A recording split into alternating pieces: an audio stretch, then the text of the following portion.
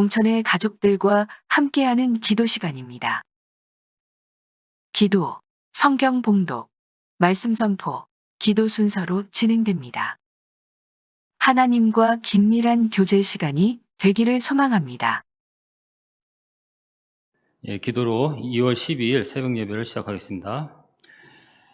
우리에게 생수가 되시고 빛이 되신 하나님 은혜에 감사합니다. 오늘도 거룩하신 하나님 이름 앞에 모여 하루를 시작하게 하심을 감사드립니다. 매일 새벽마다 이곳을 왕래하는 발걸음을 기억하여 주시고 모든 것으로부터 지켜 보호하여 주시고 은혜를 사모하는 자마다 영원히 목마르지 않는 생수의 강이 넘쳐 흐르게 하여 주시기를 바라옵나이다. 하나님, 이 시간 특별히 감사하옵기는 우리의 죄를 위하여 영원전부터 약속해 주신 그리스도를 보내주시고 그리스도를 믿기만 하면 영원한 생명을 주신다고 약속하여 주심을 감사드립니다.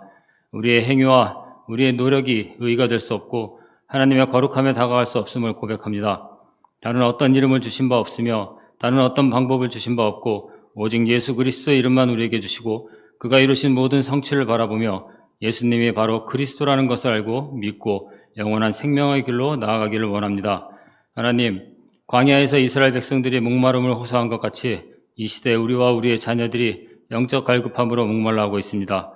하나님 외에 어느 누구도 해결하지 못한 광야에서의 목마름을 해결해 주신 것 같이 이 시대에 생수와 같은 하나님의 말씀을 들을 수 있도록 하여 주시고 마르지 않고 끊이지 않는 생수의 강이 십자가에서 그리스도께서 흘리신 물과 피로 흘러 넘치게 하여 주시기를 간절히 바라옵나이다. 그리스도께서 약속하신 생수의 강인 성령을 믿음으로 받게 하여 주시고 내주하시는 성령의 인도에 따라 약속을 붙잡고 믿음의 길을 걸어갈 수 있도록 도와주시기를 간절히 바라옵나이다. 이 시간 주시는 본문을 가지고 말씀을 해석하며 나누려고 합니다. 말씀에 충만한 은혜를 내려주시고 말씀의 본질을 흐리지 않게 하여 주시고 복음이 선포되는 곳에 영원전에 선택하신 하나님의 백성들이 죄를 깨닫고 하나님께로 돌아오는 참된 부흥의 역사가 일어나기를 소원합니다. 이 시간 대언하는 종은 감추시고 하나님의 말씀만 나타나게 하여 주시고 성령의 조명이 어두운 심령을 밝혀주셔 우리의 소원이 하나님의 영광만을 바라보게 하여 주시기를 바라옵고 이 모든 말씀 우리 주 예수 그리스도의 이름으로 기도드리옵나이다. 아멘. 오늘 보신 말씀은 요한복음 7장 37절부터 52절까지입니다. 요한복음 7장 37절부터 52절까지 제가 읽겠습니다. 명절 끝날 곧 큰 날에 예수께서 서서 외쳐 이르시되 누구든지 목마르거든 내게로 와서 마시라. 나를 믿는 자는 성경의 이름과 같이 그 배에서 생수의 강이 흘러나오리라 하시니 이는 그를 믿는 자들이 받을 성령을 가리켜 말씀하신 것이라. 예수께서 아직 영광을 받지 않으셨으므로 성령이 아직 그들에게 계시지 아니하시더라. 이 말씀을 들은 무리 중에서 어떤 사람은 이 사람이 참으로 그 선지자라 하며 어떤 사람은 그리스도라 하며 어떤 이들은 그리스도가 어찌 갈릴리에서 나오겠느냐. 성경에 이르기를 그리스도는 다윗의 씨로 또 다윗이 살던 마을 베들레헴에서 나오리라 하지 아니하였느냐 하며 예수로 말미암아 무리 중에 쟁론이 되니 그 중에 그를 잡고자 하는 자들도 있으나 손을 대는 자가 없었더라. 아랫사람들이 대제사장들과 바리새인들에게 오니 그들이 묻되 어찌하여 잡아오지 아니하였느냐. 아랫사람들이 대답하되 그 사람이 말하는 것처럼 말한 사람은 이때까지 없었나이다 하니 바리새인들이 대답하되 너희도 미혹되었느냐. 당국자들이나 바리새인 중에 그를 믿는 자가 있느냐. 율법을 알지 못하는 이 무리는 저주를 받은 자로다. 그 중에 한 사람 곧 전에 예수께 왔던 니고데모가 그들에게 말하되 우리 율법은 사람의 말을 듣고 그 행한 것을 알기 전에 심판하느냐. 그들이 대답하여 이르되 너도 갈릴리에서 왔느냐. 찾아보라. 갈릴리에서는 선지자가 나지 못하느니라 하였더라. 아멘. 오늘 본문은 요한복음 7장의 마지막 단락입니다. 문자 그대로의 본문 내용은 그렇게 어렵지 않아 보이는데요. 예수께서 37절에 누구든지 목마른 자는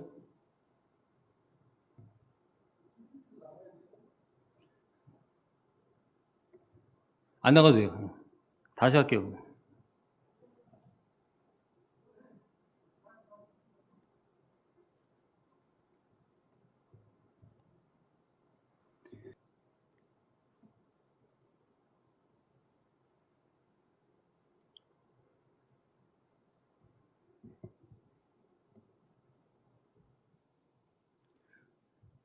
이걸 안 나가도 되나요? 이거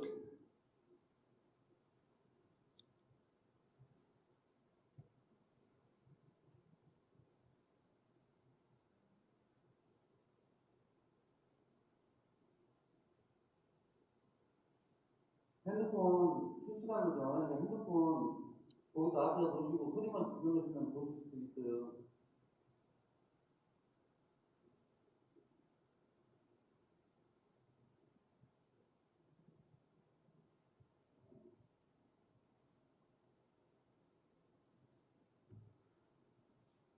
나오네. 예.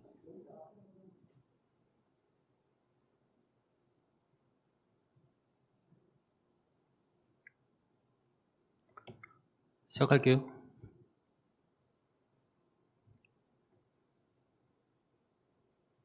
시작하면 되죠?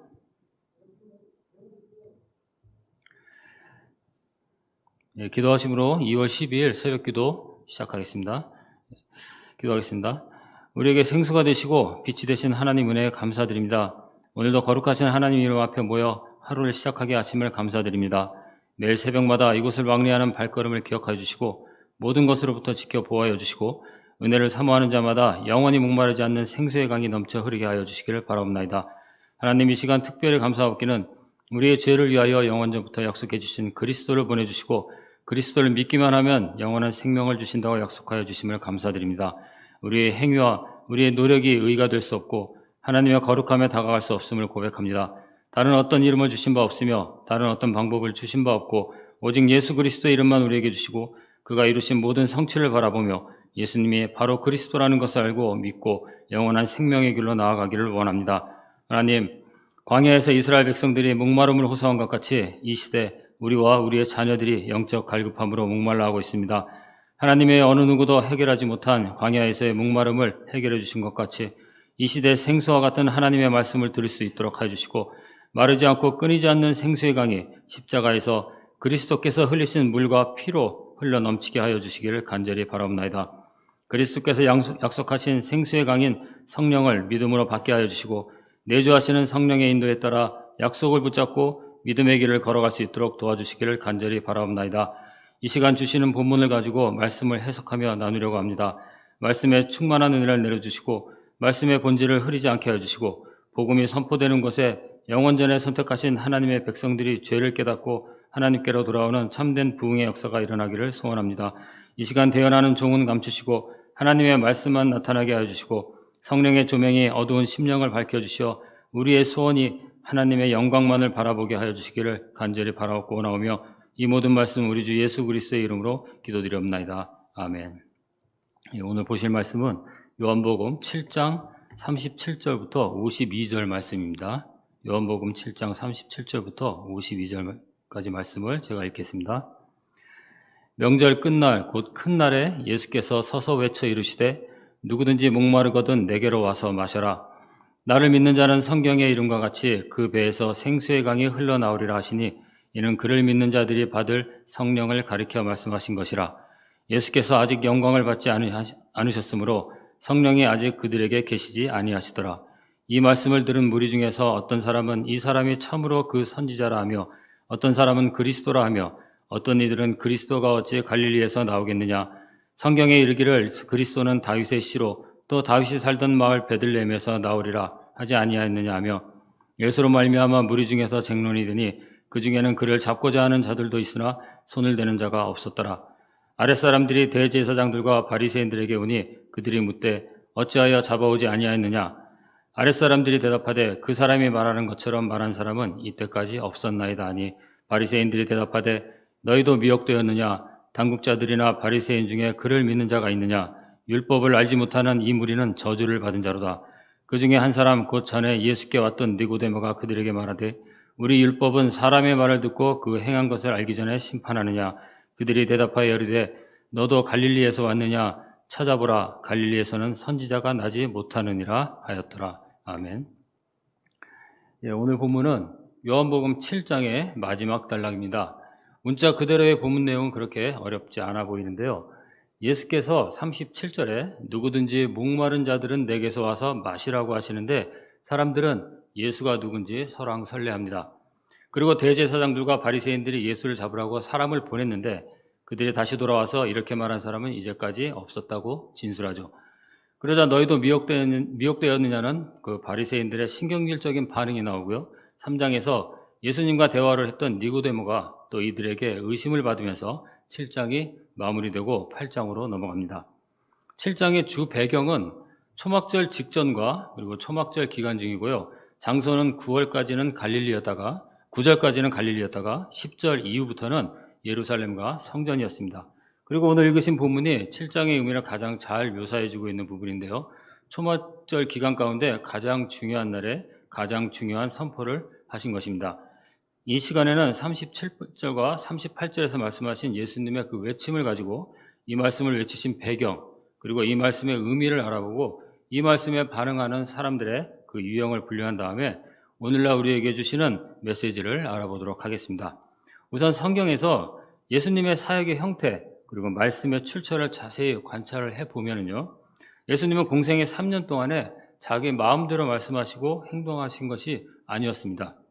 항상 어떤 근거나 출처를 가지고 말씀하시고 선언하시고 행동하시는 것을 우리가 볼 수가 있습니다. 예수님이 유대 지도자들과 대화를 할 때 자주 사용하시던 말씀이 있는데요. 아버지의 뜻, 그리고 하나님께서 보내시니 아버지가 일하시니 나도 일한다. 아들은 아무것도 할 수 없고 아버지께서 하시는 그 일을 아들도 한다. 이와 같이 예수님은 아버지의 뜻에 따라 말씀도 하시고 행동하시는 것을 볼 수가 있습니다. 그리고 요한복음 7장과 같이 사건을 전개해 나가는데요. 유대인의 명절을 배경으로 개진해 나가는 것을 볼 수 있습니다. 또 2장 13절에 예수님이 성전을 정화하는 사건이 6월절이 가까웠다고 하고요. 5장 1절에서도 베데스다 물가에서 38년 된 병자를 고쳐주신 사건도 유대인의 명절에 발생한 사건이었습니다. 그리고 6장의 오병이어 사건도 유대인의 명절인 6월절에 일어난 사건이고요. 오늘 본문이 속한 7장도 유대인의 명절 초막절 때 일어난 사건이라고 7장 2절은 말해주고 있습니다. 이렇게 예수님은 유대인의 명절에 행한 의식과 그 담고 있는 의미, 그리고 유대인의 율법이 담고 있는 의식과 의미, 또한 유대인의 각종 규례가 담고 있는 의식과 의미에 근거해서 말씀하시고 행동하심으로써 실체가 구약의 모형을 밀어내고 복음을 완성하시는 것을 볼 수가 있습니다. 우리가 6장의 오병이어 사건에서도 보았듯이 구약의 출애굽과 홍해바다를 건넌 것과 그리고 광야에서 만나를 내려주신 것이 하늘에서 내려주신 생명의 떡인 예수를 예표한 것이죠. 또 예수님은 7장에서 유대인들의 명절인 초막절이라는 그런 구약의 모형을 자신이 성취함으로써 지금 복음의 메시지를 전달하고 계신 것입니다. 그래서 초막절을 이해해야 오늘 본문 37절과 38절을 이해할 수가 있습니다. 그리고 이 초막절을 이해하면 7장은 물론이고 8장에서 예수님께서 선언하신 세상의 빛, 그리고 9장의 소경이 눈을 뜬 사건까지 큰 맥을 잡을 수가 있을 것입니다. 초막절을 좀 보겠는데요. 유대인들에게는 가장 큰 3대 절기가 있는데요. 우리가 잘 아는 6월절, 무교절이라고도 부르는 6월절이 있고요. 77절이라고 부르는 오순절이 있습니다. 그리고 초막절이 있습니다. 그리고 초막절은 수장절, 그리고 장막절이라고도 불리고요. 이스라엘 종교력으로는 7월, 그리고 태양력으로는 9월 말에서 10월 초순에 이 절기를 지키게 됩니다. 그리고 초막절은 출애굽한 이스라엘 백성들이 광야에서 40년간 천막을 치고 살았던 것을 기념하는 절기로서 이 절기 때마다 일주일 동안 초막을 짓고 광야 생활을 경험한다고 해서 초막절을 장막절이라고 부르기도 합니다. 그리고 이 초막절은 추수한 것을 감사하고 또 추수한 열매를 저장한다고 해서 수장절이라고도 부르기도 하죠. 가장 풍성하고 가장 많은 열매를 저장하기 때문에 초막절은 이스라엘의 절기 가운데서 가장 기쁜 절기이기도 합니다. 초막절을 지키는 기간은 일주일인데요. 대속죄일, 그러니까 유대력으로는 7월 10일인데 이 대속죄일 후 5일째 되는 날, 즉 7월 15일부터 시작해서 7일 동안 천막 생활을 한 다음에 8일째 되는 날 이스라엘의 성회로 모인 후에 이 절기를 마무리하게 됩니다. 초막절에는 두 가지 의식을 진행하는데요. 첫 번째 의식은 초막절이 시작되는 첫째 날부터 여섯째 날까지 6일 동안은 매일 한 번씩 제사장들이 맨 앞에 서고 성전에 올라온 전국 각지에서 성전에 올라온 그 유대인들이 뒤에 따라가면서 실로암 연못에서 떠온 물을 성전의 제단에 붓는 행사를 합니다. 이스라엘의 12살 이상인 된 남자들은 매년 세 번씩 예루살렘에 올라가 절기를 지키는데요. 절기 때마다 전국에서 올라온 사람들로 인해서 예루살렘은 그야말로 인산인해를 이루었을 것입니다. 아마 이 행렬이 지금 실로암 연못에서 물을 길러 성전 제단에 붓는 이 행사를 할 때 이 행렬이 24시간 계속 이어졌으리라고 생각이 듭니다. 한 사람이 한 바가지 정도만 떠서 실로암 연못의 물이 실로 엄청난 양이 필요했을 겁니다. 이렇게 6일 동안 한 번씩 돈 다음에 그리고 7째 날에는 하루 동안에 이 의식을 7번 연속으로 하게 됩니다. 초막절에 행해지는 이 의식은 출애굽 후에 이스라엘 민족이 광야에서 지낼 때 하나님께서 물을 주신 것에 대해서 감사를 하고요. 이후에도 풍족한 비를 내려주실 것을 간구하는 예식이었습니다. 한마디로 갈증을 해소해 주신 것에 대한 감사 예식이었던 것이죠. 그리고 이 예식 중에 노래를 불렀는데요. 이사야 12장 3절에서 4절에 보면 보라 하나님은 나의 구원이시라 내가 신뢰하고 두려움이 없으리니 주 여호와는 나의 힘이시며 나의 노래시며 나의 구원이심이라 그러므로 너희가 기쁨으로 구원의 우물들에서 물을 기르리로다 라는 이사야서의 노래를 불렀고요. 구약의 계시록이라고 불리는 스가랴 14장 8절에 그날의 생수가 예루살렘에서 솟아나서 절반은 동해로 절반은 서해로 흐를 것이라 여름에도 겨울에도 그러하리라는 노래를 불렀습니다. 그리고 시편 113편에서부터 118편의 찬송을 드리면서 하나님께 감사와 소망의 기도를 올린 절기였습니다.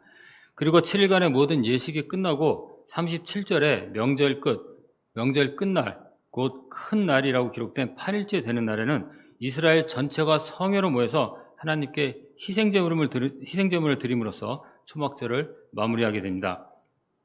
바로 이날 예수님은 성전에 모인 회중들에게 37절과 38절에 누구든지 목마르거든 내게로 와서 마시라 나를 믿는 자는 성경의 이름과 같이 그 배에서 생수의 강이 흘러나오리라고 외치셨고 약속하셨던 것입니다. 그리고 초막절에 행해진 두 번째 예식은 성전 마당에 4개의 등대를 세워서 그 위에 등불을 밝히는 예식이었습니다. 이 예식을 통해서 예수님은 요한복음 8장 12절에 나는 세상이 빛이다 라고 말씀하시는 것을 볼 수가 있습니다. 그리고 이렇게 선언된 이 빛은 9장에서 날 때부터 소용된 자의 눈을 뜨게 하심으로써 어둠 가운데 헤매던 당신의 백성들에게 참 빛으로서 영원한 생명을 볼 수 있는 기쁨을 안겨주시는 것이었습니다. 그러니까 요한복음 7장부터 시작된 초막절의 모형이 그리스도에서 다시는 목마르지 않는 생수와 더 이상 어둠에 머무르지 않게 될 빛으로 완성이 된 것입니다. 이제 요한은 39절에서 생수에 대한 궁금증을 풀어주는데요. 생수는 바로 성령이라고 분명하게 말해줍니다. 이스라엘 백성은 지금까지 초막절을 통해서 육신의 갈증을 풀어준 하나님께 감사했고 다음에도 이 갈증을 풀어달라고 기도를 올렸지만 예수님이 말씀하신 갈증은 육신의 갈증이 아니라 영적인 갈증이었죠. 그리고 이 갈증을 해결해 주시겠다는 것이었습니다. 이 갈증을 해결해 주시는 분이 바로 성령이라는 것이죠. 그런데 영적인 갈증과 성령의 관계가 성경을 자세히 봐도 잘 이해가 되지 않습니다. 영적인 갈증을 해결하는 것과 이 성령의 관계를 이해하려면 이때 사용되는 단어를 이해해야 되는데요. 인체에서 갈증을 느끼는 기관이 우리 사람의 목이죠. 우리가 목의 갈증을 해소하기 위해서는 물을 마셔야 합니다. 바로 영에 해당되는 히브리어의 네페시라는 단어는 목이라는 뜻을 가지고 있습니다. 그래서 영의 갈증을 해결하기 위해서 성령이 필요한 것이고요. 예수님은 이 성령을 생수의 강이라고 표현하고 성령을 주시겠다는 것이었습니다. 이제 40절에서 44절에는 초막절 마지막 날에 성전에서 큰 소리로 외치신 예수님에 대해서 유대인들의 논쟁이 시작이 됩니다. 어떤 사람은 그 선지자라고 하고 또 어떤 사람은 그리스도라고 하는데 그리스도가 아니라고 하는 사람들은 그리스도는 갈릴리가 아니라 다윗의 시로 베들레헴에서 나온다는 예언을 들어서 반대의 주장을 펼치죠. 또한 예수를 잡으러 갔던 사람들이 돌아와서 예수의 가르침이 범상치 않았다고 보고하자 유대 지도자들은 예수를 메시아로 인정하지 않는 자신들의 판단을 그대로 밀어붙입니다. 그리고 예수를 따르는 자들을 향해서 율법을 알지 못하는 자들이라고 주장하면서 이들은 하나님의 저주를 받은 자들이라고 비난하는 것을 볼 수가 있습니다. 결국 이들의 이 주장은 율법을 상세하게 알고 있었던 그들이 실제로 율법을 몰랐던 것이고요. 그러므로 인해서 그 저주가 자신들에게 들어가게 되는 결과를 낳게 된 것을 우리는 성경을 통해서 볼 수가 있습니다. 50절과 51절은 3장에서 등장했던 니고데모가 나오는데요. 우리의 율법은 사람의 말을 듣고 그 행한 것을 알기 전에 심판하느냐라는 말을 함으로써 율법을 가장 잘 지킨다고 하는 유대 지도자들이 내부적으로 부패하고 판단력을 잃었다는 것을 유추해 볼 수가 있습니다. 오늘 본문은 유대인의 3대 절기 중 하나이며 7일간 실로암 연못에서 물을 길어 성전 제단에 붓는 초막절에 절기가 끝나는 마지막 날, 즉 성회로 모여 8일째 되던 날에 성전에서 예수님이 누구든지 목마르거든 내게로 와서 마시라. 나를 믿는 자는 성경의 이름과 같이 그 배에서 생수의 강이 흘러나오리라고 외치며 자신이 영원한 생수의 근원이라는 사실을 선언하자 이에 대한 유대인들의 다양한 반응들을 소개한 본문입니다. 초막절은 분명 유대 명절 가운데 기쁨의 명절이었습니다. 이스라엘 백성들은 예루살렘에 모여서 조상들이 애굽으로부터 구원해 주신 하나님께 감사하고 척박한 광야에서 갈증을 풀어준 그 물을 주신 하나님께 감사했습니다. 이들은 많은 열매를 수확한 것에 감사했고요. 수확한 것을 저장할 수 있을 정도로 풍성한 것에 감사했습니다. 그리고 앞으로도 이러한 복을 계속해서 주실 것을 소망하는 이스라엘에게 있어서는 초막절은 감사 그 자체였습니다.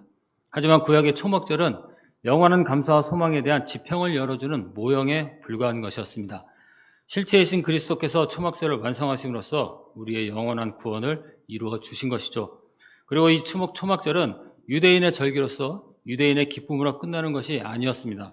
스가랴 14장 16절에 보시면은 예루살렘을 치러왔던 이방 나라들 중에 남은 자가 해마다 올라와서 그 왕 만군의 여호와께 경배하며 초막절을 지킬 것이라는 예언과 같이 열방의 그 남은 자가 구원을 얻게 될 절기였습니다.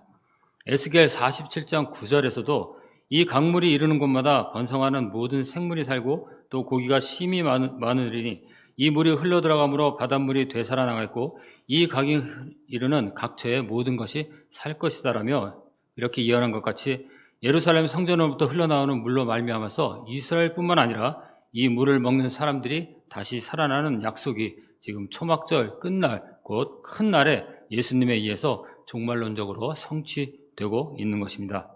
이것이 바로 초막절에 담긴 복음의 내용입니다.